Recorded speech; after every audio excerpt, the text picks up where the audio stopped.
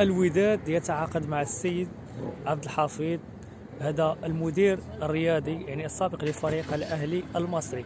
اخبار شفناها يعني كتداول بزاف ديال الصفحات اللي بارطاجاوها، حتى انا في الصفحه ديالي يعني بارطاجيتها، ولكن انا ما عمرني قلت يعني بان الخبر صحيح، فقط قلت انا اخبار متداوله تشير الى اقتراب اداره الوداد الرياضي مع تعاقد مع مدير رياضي جديد اللي هو السيد عبد الحفيظ اللي كان ديجا في النادي الاهلي. فبالنسبه لي انا والقراءه ديالي في الموضوع، فهو بعدا الشخص احنا يعني بالاجماع كل شيء كيتفق بانه يعني يستحق، ويعني هو اكثر من يستحق، هو رجل مرحله. يعني لو تعاقد مع سعيد الناصري غادي يكون يعني ضربة معلم، هو صفقه الموسم.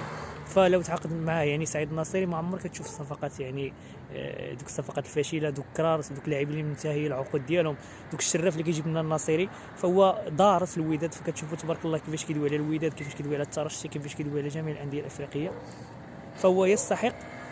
وما كنظنش انا يعني صراحه رايي المتواضع، ما كنظنش بانه يعني استمر فريق الوداد، لان سعيد الناصري هو اللي كيدير واحد السياسه ديال بوحدو، السياسه ديال الانا وديال الانانيه اللي كتعتمد على يعني راي واحد هو اللي كيسير كيف ما بغى. فالمدير الرياضي لربما ما يتماشاش معه، لان السيد عبد الحفيظ شفنا كيفاش خرج يعني من فريق الاهلي، فهو لربما يعني عنده واحد الفكر باغي يطبقه، تعارض مع محمود الخطيب، فلذلك يعني غتكون هكا يعني باش خرج، لان تخالفوا في الاراء. فهو يبغي يدير خدمته، يبغي يطبق، وبغي يبين الخدمه ديالو، بغي يدير بزاف د الحوايج، ولكن سعيد الناصري ما غاديش يوافقوا، لانه هو السيد الا جا راه يقدر يصنع عليك واحد الفريق ديال 10 سنين حتى 14 سنه، يجيب لك لعابه صغار مستوى يعني النهوض يعني وهيكله النادي على مستوى يعني جميع الفئات، يكونوا يعني فئات كيضموا يعني لاعبين مواهب، يصار على كل شيء. فهو غيجي للمغرب من بلد ديالو مصر اول تجربه، غيبغي يبين ويثبت ذاته، ويجي الفريق اللي كبير فريق الوداد وعارف الخبايا ديال افريقيا. فالوداد عموما يعني غتستافد منه بزاف.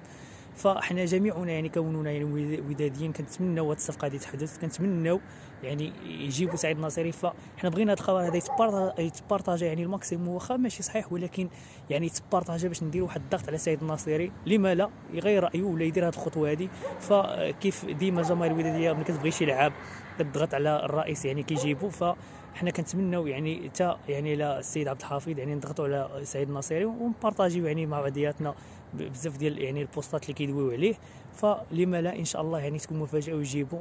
الا جا هو كان مدير رياضي، راه صافي الوداد غتكون واحد الوداد اخر. نعطيكم عام بان حتى العامين ان الوداد غتكون يعني غتنتقل من داك يعني العقده ديال مع النهائيات الى الفوز بالالقاب والاستمراريه، غتكون واحد الاستمراريه.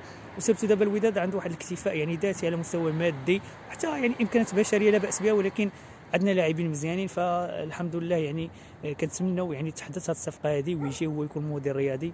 فمن هنا من اسطنبول كنقول لكم السلام عليكم.